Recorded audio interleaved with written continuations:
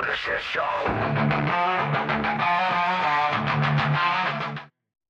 All right, let's try this again.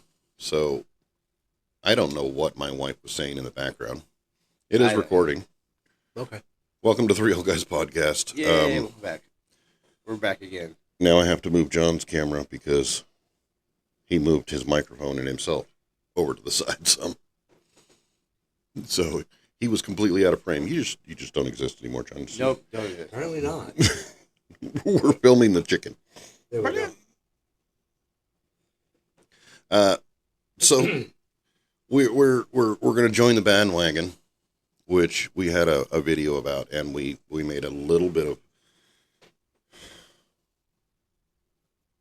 I don't know how I would put that. We kind of complained about it, really. A lot. AI. We joined the bandwagon. We just basically put in what we've been doing and asked AI what our topic should be, because we always seem to have problem with coming up with topics. And the end result was my wife put it into AI and came up with a topic on her own, which is totally unrelated to our channel, but the topic is still related to our channel because she has kind of a feed. So the topic for this week is, what do we think was the greatest debut album from any band? In rock history. And she said in rock history, and that is just so vague. Yeah. Because, I mean, we can go all the way back to the Beatles at the start of rock music, and, you know, then you start getting into Elvis and, Yep. and I was thinking of that. Chuck Why don't Berry. you make it to what we think is?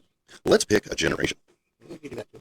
I mean, obviously, I wouldn't know. I mean, I'm pretty versed on the music of my parents' generation, but not versed well enough to know what was the biggest debut album from that generation. And then, of course, we missed an entire generation, because whereas my dad was big on the Beatles and the Turtles and Eagles and you know, that particular Elvis and that generation. And then, of course, as he was becoming an adult and before I grew up old enough to be able to listen to music, you had Black Sabbath and Led Zeppelin and, you know, Motley Hatchet and Queen. well, no, Queen was, Motley Hatchet. Yeah. Molly Hatchet? was it, is it Motley Hatchet? Yeah. Molly Hatchet. No, Motley. Not Molly. No, Molly I've Hatchet. been saying it wrong for fucking years. It doesn't matter. Either way, 38 Special, that group, that's prior to us. And even Aerosmith has its own levels of, the early stuff was prior to us. Yeah. So I don't know that we can put Aerosmith in our generation if we're going for Gen X and what was big during our period of time. Because obviously the debut album was before any of us were really listening to rock music. Right, yeah, same thing, yeah. I mean, 79, I was 4. I was 9. Yeah, I was 8. So, No, we were 7. 7, yes, 7. No, We were all under the age of 10. So. yeah, not buying albums. Yeah. No, not buying albums, not really jamming out to them either. Just Well, playing actually, the sandbox. it was 77 when, I think 77, whatever, News of the World came out. That was my first album, my first rock album. But did you buy it when it came out, or did you buy it later? No, I think I bought it when it came out. So you bought it when you were 6. Right. And your dad let you buy a rock album when you were 6? Yep. I remember cranking this thing up in my window, sitting outside front with my babysitter, and, you know, we're sitting there watching all the neighbor kids run by there on bikes. And 6 years old.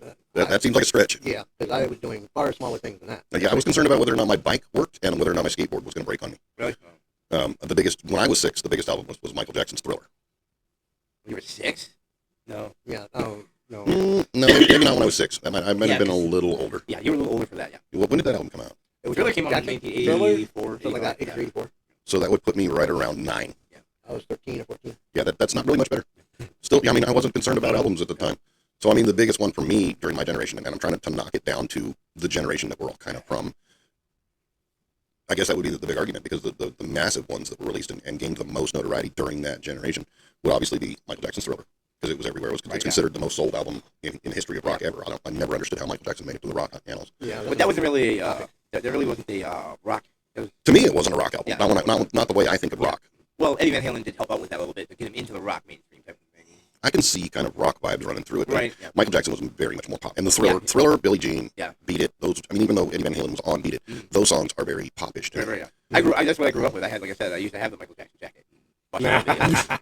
I'd give a rat's ass. I believe it. You probably had one too. Nope. I had the had Thriller. I had the members only jacket. No, I had the black leather zip up with the red red fringe and all the zippers all over it. Yeah, I had Yeah, I one. had the red one. Yeah, I never had that. I had the red one. And the parachute pants that went Oh with it. yeah, parachute pants. I had the parachute pants. Yeah.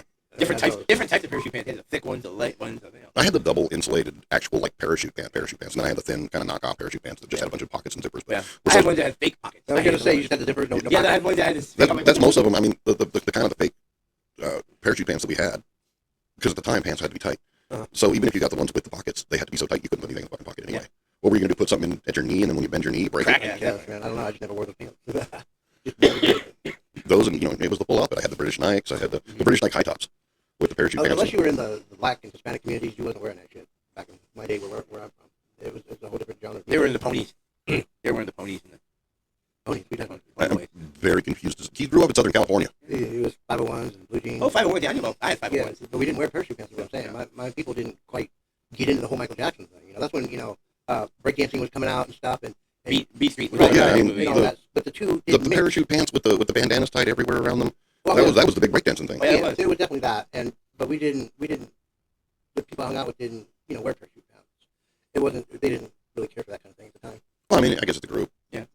For where I was at in Tucson at the time, it was pretty big. Everybody had several pairs of parachute pants. Oh yeah, everybody in Michigan, we were going to dances and stuff. We're having dance offs and shit like that. Well, it wasn't Since to say that they weren't popular. It was just it had their segregation. Yeah, like in the TV show or the movies we see during that age, where everybody had bandanas on their heads and their legs and their wristbands. I was all about that. I had See, that's another thing that I never quite understood about the differences between the West Coast and the East Coast. Is they always showed it as the breakdancing and the hip hops and the street competitions, and that was all West Coast, and the East Coast was more about doing the raps and fighting. And I grew up on the West Coast. I don't remember ever seeing a single dance battle ever in my entire life.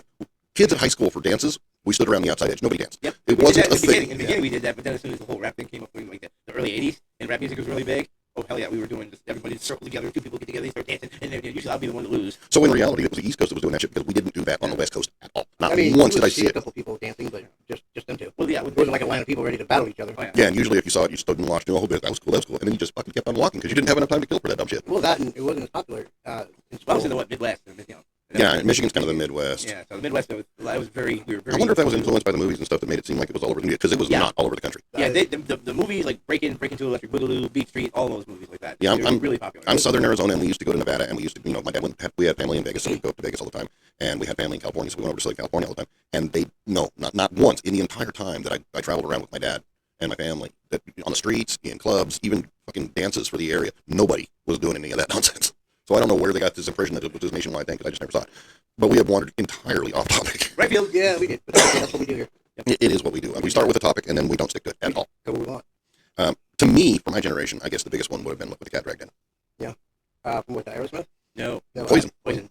Yeah. Because that was the whole start of the glam rock thing. I mean, Bon Jovi had just come out with Slippery When Wet, Yep. and he was just pushing the big hair thing, and people were real big on Bon Jovi, and then suddenly Poison hits the scene with this entirely new type of sound, all dressed up in makeup. I mean, they took Motley Crue to the fucking extreme Yeah, on yeah. on Look What the Cat Dragged In. So Motley Crue was just starting to bring that in, and then, That was from the Theater Pain. well, yeah, Oh, Theater that was Pain it, yeah. was the start of Motley Crue Well, really that- going that's above right. them. Yeah, Yeah. that's when they got big. Yeah, but we were talking like biggest debut. Like, you wouldn't say that Motley Crue. Theater of Pain was a good album, don't get me It was. wrong, and they had great songs, and they were definitely at the start of the whole glam rock thing. But for debut albums for our generation, I don't know that anybody didn't know about Poison's Look What the Cat Dragged In. That's- Whether yeah, 'cause they whether had you all liked it or of it. not, because obviously John thinks that they were gay. Of course, yeah, because I saw I had a rock magazine, and on the very back of it said Poison Look What the Cat Dragged In, and it had these 4 beautiful looking girls on it. And I'm like, going, wow, it's a makeup case. It's a makeup thing. Somebody shot them with a Maybelline catalog. Yeah, I know. Exactly. They're okay, so some kind of new makeup or something. Next thing you know, I'm watching MTV going, look what the cat dragged in. Who the fuck are these guys? Who the fuck they look like women? Right, but I mean that was kind of the thing is for that era that blew that particular genre of music up. That's why I'm saying it's probably Poison's Look What the Cat Dragged In. Okay. I can't think of another album that was released around that time that was bigger. Those were the two massive albums for that time, was Michael Jackson's Thriller and Look What the Cat Dragged In by Poison. Because, of course, everything else that followed was just kind of a knockoff of those two. If you want to go with Chris Brown or Whitney Houston or Paula Abdul or, Debbie Gibson. Gerardo or any of the other people that were out during that period of time, Milli Vanilli. they copied one sound or another, or they kind of tried to blend the two of them together. But none of them, it doesn't matter who they were across the board, they didn't have the commercial success of a debut album of either Michael Jackson's Thriller or Poison's Look What the Cat Dragged In. I got another one for you. Hit me with it. GNR. Appetite for Destruction. Appetite for Destruction. That thing blew up like nobody's business.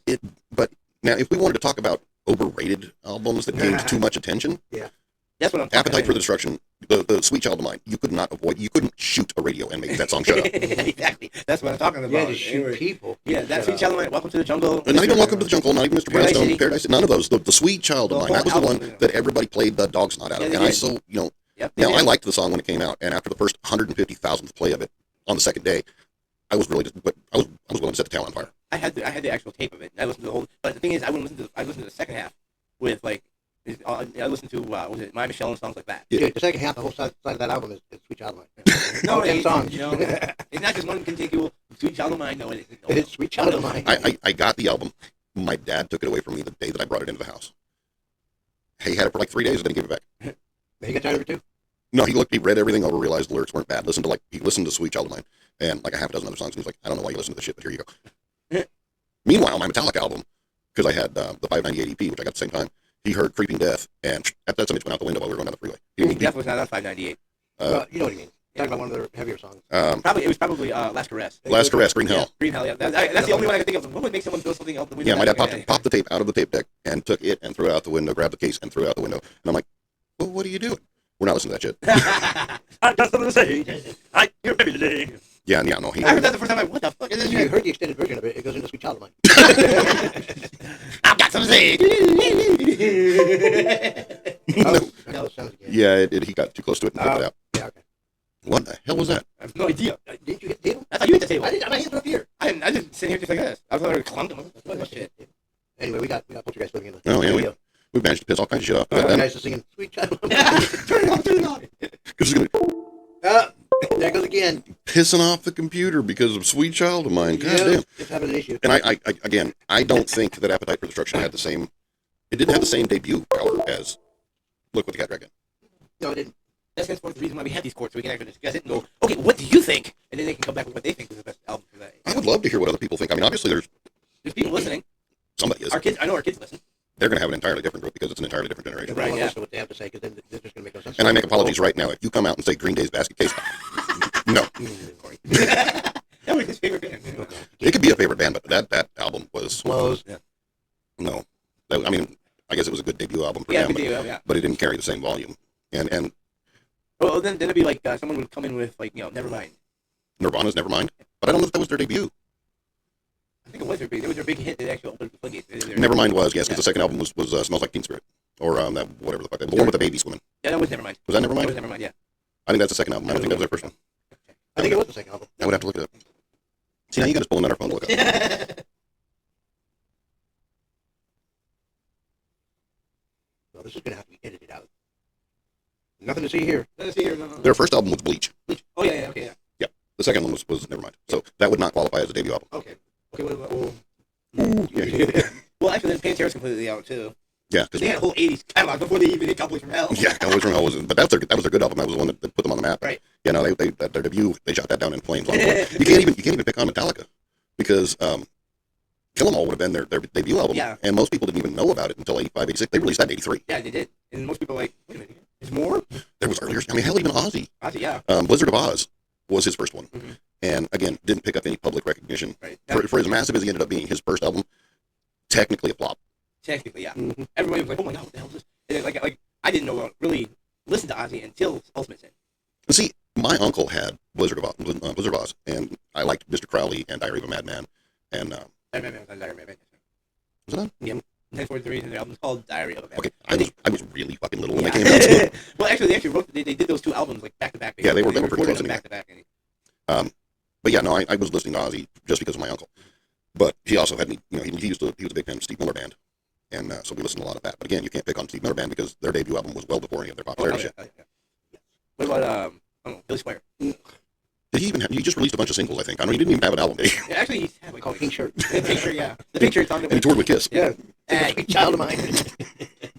with Pantera with their hairspray. He opened for Pantera, didn't he?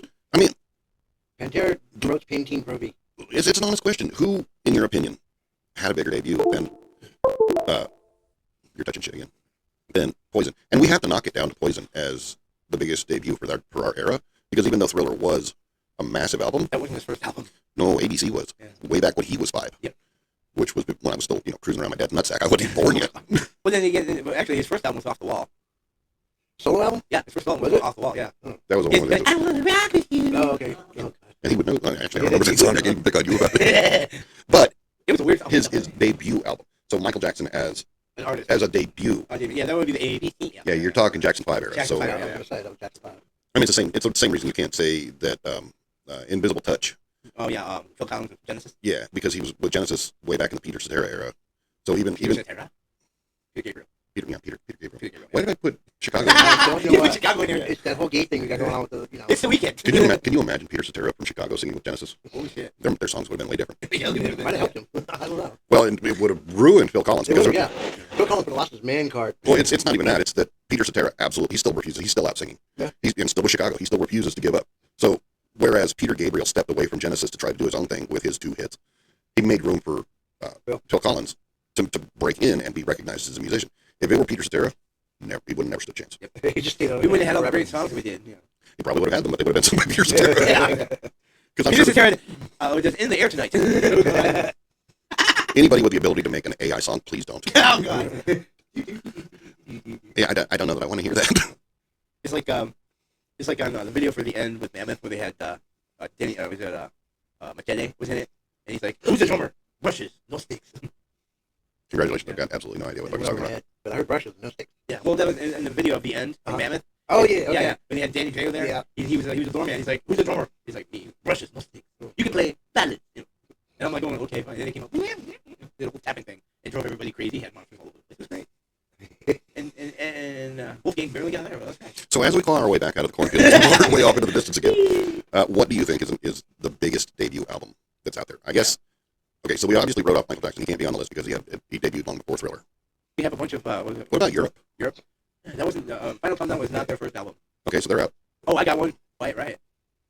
No, that wasn't their debut album either. That was just Mental Health was just the one that made them popular. They had an album beforehand. Oh, they the did. studio. The studio one with Randy. Yeah, the studio. Right, yeah. The studio wanted them to do covers, which is what they put on Mental Health. So no, they're out. Ah, shit.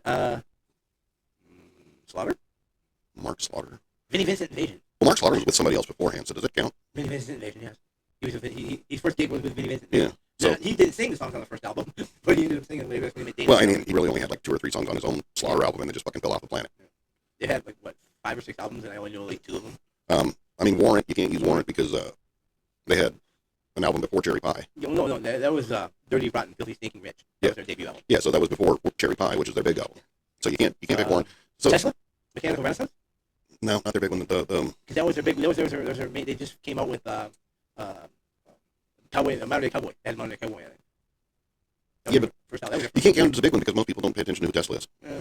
We had that discussion earlier. That they Well, hell, were, when Tesla came out, they wouldn't pay that much attention. exactly. They were never really all that I big. liked it. My friends liked it. I mean, I thought they were great. I mean, I like Tesla. I do mean, too. I like Heaven's Trail, and I liked Modern Day Cowboy and Love Song, and But I like Come At You Live. That was like my favorite song on the album. What You Give. What You Give is a good song too. Yeah. Signs, which is the one that made them kind The of covers, made them general pop Yeah. because everybody was listening to Signs. But again, they don't really make it as the greatest debut because they weren't real super well known. So in that aspect, you would have to start with who in rock was super well known, and then was their debut album one of the greatest. yeah, it's gonna be hard to. Wolfgang can't even do that because he was on playing with Van Halen. On their last album. And I think that's where it settles in. That you can debate it all you want, but really for a debut album of a mega rock band, We'd have to do a part 2 to this. To this. we'd really have to get outside opinions because I think look what the Cat Drag did. Well, it might be Skid Row. Skid Row, yeah. Might be. I think it's more out there than that. They might be able to throw Skid Row in there, but I don't know that Skid Row with 18 and Live. First off, that wasn't their first album. No. I don't And think it was. Maybe. and second off, well, because they didn't have Sebastian Bach wasn't their first singer. No, there wasn't. No. So yeah, I don't know if that would be on the list. So it's really kind of a tough question. Yeah. That's the only band I can think of is Poison that qualifies in that group of what was a mega debut album. Right. That was a great album. I love the album, but I'm also sticking with my guns when it comes to Guns N' Roses. And they didn't have an album out before that one. They did not have an album out So before that that is their one. debut And album. And it was a big album. it was a massive album. Now let's forget that Tracy Guns was in LA Guns prior to that, and Elegant, like bands like Rat. if their debut album wasn't mega. No, it wasn't, no. Cinderella's wasn't mega. Cinderella. It was a good album. Cinderella's a nice song. It was a good album. But yeah, I don't know that was their debut, was it? I think it was. No, I think Cinderella was their debut. We'll check that one out too. So tell us what you think, because this is one that's actually kind of got us confused. Because Red Van Fleet. Their EP. Their starting EP. absolutely fucking not. No. Sabaton. I don't even know what their debut album was. I don't either. I know they had one. They Somewhere now they had to have one. They've been releasing albums, but they never introduced themselves. Yeah, just here, play this. They wish. I don't know. We never had a debut. We just came out with number ones right off the bat. Yeah, subtitle number 1. We only do singles. So tell us what you think. Who do you think was the greatest debut album? And we're going to try and stick this to the Gen X era. So I guess for our generation, Apparently having a lot of Gen X people maybe watching our videos. for the generation of 85 through, say, 93, 94. 80 to fucking 93. 1980 to 93. Well, I think any of us from Gen X would be too young in 80 to really be paying attention to who was the debut. That's why I'm trying to say, like 85, at the time that we all started really focusing on what was music, and the music environment was really starting to change. Well, see, I'm 2-3 years older than you guys, so Right, but you were catching the tail end of that 70s rock era, so Right, the right. generation would have changed music-wise. The musical landscape would have changed about maybe how a 85. year or two, everything changed. It really especially does. in music. Well, and that was part of the last one with Toto. I mean, Yeah. they went from rock to pop in that generational change. Kind of like Metallica. Well, Metallica did effectively go from Thrash and pop. well, they went from punk to thrash to Punk, pop, yeah. The only thing I give them credit for is their bank account. They did it for the money. I know their first albums were just totally ripping things up. Right, but I mean, hey, fuck it. They stayed relevant. They stayed in the game. Hey, they're not Megadeth, who the entire band was specifically done for revenge. Hey, he made it big too. He's just pissed he's not as big as fucking Metallica. He made it big to spite Metallica. That's exactly the whole reason behind Megadeth is I'm as big as you, and I'm gonna prove it, and I'm gonna have this band just to prove that I'm as big and bad as you guys are. But you're not. He got close. That's debatable because the Symphony for Destruction album came out the same year the Black album came out. Objectively, the two best albums from both bands. Well, maybe not best, but most well known. Most popular. I don't know, man, because Metallica known worldwide, and not that Megadeth is not. I just see them trailing behind a little bit. I mean, for one man to chase 5 guys in a fucking mega band, like his sole mission, he did a damn good job. He did a damn good job. Yeah. I mean, he's got talent, obviously. even if it was entirely out of spite, he still pulled that shit off. He did. I mean, if it wasn't for him leaving Metallica and kicking out Metallica, we wouldn't have Megadeth. No, and they had some really good songs. Yeah. And then once he calmed down, I really liked Risk because that was about the time that he started calming down and realized, hey, I've made it as big as I can do on my own. I've succeeded and played stadiums that fill up as much as Metallica does. He's not hurting for money. No, so he calmed the hell down and did Risk, and I think some of his best songs were on that. But he focused on his music, and not just the whole. Atu Lamon, Breadline, those, really good songs, and I liked them. He did a very good job. So he's obviously immensely talented. Yes. How about Crush 'Em? Crush 'Em. That was off Risk. Was that off that? Yep, that was off Risk. October Moon was off of. No, that wasn't on Risk. Yeah, no, that was not on Risk. No. October Moon was off of. No, that was off Countdown to Extinction. Was it Countdown? Atu Lamon, no, that wasn't on Countdown. Countdown. Was that on Countdown? Yep. I mean, I have to look. I don't think it was, but that being said, who is your choice? We would love to hear Tell us different your ones. choice. And we might actually come back to this one as kind of a follow-up to figure out, was there some that we missed? Yeah. Because I would love to know if my brain just totally short-circuited. And if you come up with Debbie Gibson or Tiffany, We're gonna shoot you. I don't know that they had debut albums that were anywhere close. They just had singles that came out and said, "Listen, people, this is all the next popular thing. Listen to this." And they're like, "Okay." This is what we're doing now. I was a teenager. I was like a major teenager, so I was like going, "She's hot. I want to listen to her." I don't think for Debbie Gibson. What can I say? Most people like Tiffany. I like Debbie. Let's have more fun. That Paulo dude came on and knocked them both out of the water. And then the Bengals were over there just looking way better anyway. Hey, when you can walk like an Egyptian in a strip club with a bunch of strippers, it's a good time. Samantha Fox. Samantha Fox, yeah. Hey, naughty girls need love too. That being said, we'll talk to you guys next time. Please drop us a like, follow, and subscribe because we would love to have you join us along this journey of Let us know what you think. Yeah, and we yes, definitely tell us. Argue with us. Tell us something. Tell us we're wrong. What you think? Tell us Timmy's wrong. Or you can tell all of us we're wrong, and we will accept it because a lot of times we are. Let's be honest. But thanks for joining us, and we'll catch you next time. Later. Peace out. B. Let's get to the swimming pool. Should we do a second one, or should we leave it for now? Unless you got a topic right off the top of your head. Oh, it's it. I wrote it on the fucking board. What is it? What is the most overrated album of all time? Once again, We'll be right back into the show. Nowhere again. I'll change it up. Well, I mean, again, that would be one that we would almost have to be generational. But since most of our actual base is generational. I was looking over the analytics. On topic. Our followership is 45 to 65. So that's literally our generation. yeah, talking about my generation. So if we did most overrated again, it would have to be that same era. In which case, then you come up with, I don't know, which ones were the most overrated. Appetite for Destruction definitely has a strong lead into that. Yeah, that's why I told Leslie. I'm like, oh, there we go. I got the same question for same answer for same. But Toys in the Attic. But yeah, well, actually, it was Done with Mirrors. That would be more overrated. Aerosmith? Yeah, that was the one nobody really knows about. Love in an That Elevator. was the one that came out before Permanent Vacation. Well, Permanent Vacation. Permanent Vacation. That's the one that I'm thinking of because that's Jenny's Got a Gun. No. That was Love in the Elevator. That's the Pump. Is that Pump? That's Pump. I'm not sure which Love one. in the Elevator is Pump. I wasn't really a big Aerosmith fan. I turned into an Aerosmith fan after I saw him. Actually, the radio stations actually they worked because I saw him on Run DMC. I'm like, who are these old guys? Then I went to go check them out. That's when they came out with Permanent Vacation. I'm like, oh, these guys are cool. That's when they had the big I popularity think thing. Love in an Elevator and Dude Looks Like a Lady and Ragdoll. Ragdoll is definitely on Pump. But No. But is that Permanent Vacation? Is it Permanent? I think those songs were on Permanent Vacation. I don't think they were on Pump. I think Pump came out later. They came out later. That's why Love in the Elevator came out later. No, I remember watching Love in an Elevator in my bedroom when I was 15 years old. Okay, pull up your phone and go ahead and check it. Aerosmith album. Let's do it this way. Song list for Permanent Vacation by Aerosmith. Well, they had Bottom Line too, right? Dude Looks Like a Lady, Ragdoll, Angel, Permanent Vacation, I'm Down. I'm down. So Love in an Elevator was definitely not on that album. But I remember Permanent Vacation had a big following for no fucking reason. Overrated album, I mean, greatest debut album. Poison's Look What the Cat Tried to Do still. Yeah, give it Young Lust, Fine, Going Down, Love in the Elevator, My Girl, What It Takes, and One Thing to Let You Down. I don't know that Def Leppard's Pour Some Sugar on Me. Definitely, that was Hysteria. Hysteria. I mean, it had a lot of hype, but I don't know that it was necessarily overrated. It had its rise, and then it just fell the fuck off. again, I don't know that Def Leppard fits on that list. Guns N' Roses is definitely high on that list. Poison is definitely high on that list. Just straight up overrated albums. Europe. You know, we're looking at it from overrated. The Black self-titled. Black, yeah. Metallica's self-titled. Oh yeah, definitely. Seriously. Everybody goes on and on and on about the Metallica self-titled album. And most people can't name you more than 2 songs. And it's the same thing for Ozzy's No More Tears. They might be able to tell you, Mama, I'm coming home. And No More Tears. No More Tears, yeah. They start getting into the other ones. But they're not, you know, they're the road to nowhere, time after time. Was it the Hellraiser? Hellraiser was on that album. Hellraiser. So that's what I'm saying is I think overrated is where everybody knows about the album, but really can't say much about it. Because then that's when we're starting to get overrated. You're pushing it. Yeah. Well, I think Metallica definitely on that album. Well, yeah. Yeah. And You know, they understand, man. and then No More Tears, you had The Unforgiven and Understand Man. Because those were the ones that everybody Nothing else matters. Nothing else matters. Those were the actually Nothing Else Matters and Understand. Yeah. Were the 2 that everybody. Big radio. They had other songs from the radio like Stab It True and everything, but the 2 big were those 2 that you watch any kind of, if you type in reaction videos for Metallica, Yeah, 90% of them are going to be Understand Man or Nothing Else Matters because those have the most views. What they're going for is they're going after what has the most views, what does everybody like. That's their whole thing. And that's where we start getting into overrated. Was it really worth the effort? Yeah.